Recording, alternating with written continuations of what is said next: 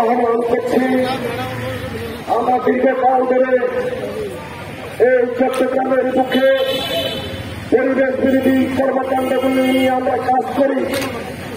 বাংলাদেশ পরিবেশ সুরক্ষা আন্দোলনের পক্ষ থেকে আমরা পরিবেশ অধিদপ্তরকে আহ্বান করি যে অবিলম্বে চট্টগ্রাম শহরের মহড়া সেখানে যে পুকুর বরাদ করে যে আয়োজন আপনারা করেছেন সেটা বন্ধ করেন, অন্যথায় আপনাদের বিরুদ্ধে ব্যবস্থা গ্রহণ করা হবে।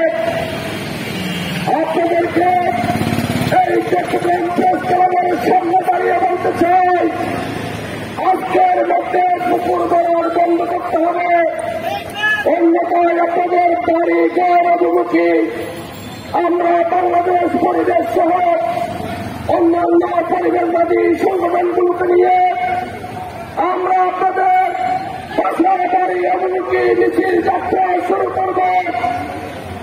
কেউ আপনাদেরকে ভুল অথরিটি আপনাদেরকে বলেছেন পুকুর বরাদ করছে, পরিবেশ ধ্বংস করে, আমার অক্সিজেন ধ্বংস করে, আমার নাগরিক সুবিধা ধ্বংস করে, আমার নাগরিককে হত্যা করার জন্য আপনি কাজ করবেন, পুকুর বরাদ করবেন, এটা করতে দেওয়া হবে না, এটা চলতে দেওয়া যাবে না।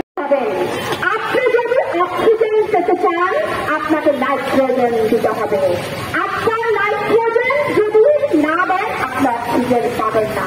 তাই আমার পরিবেশের গাছ বৃক্ষ সব কিছুতেই সুরক্ষা রাখতে হবে।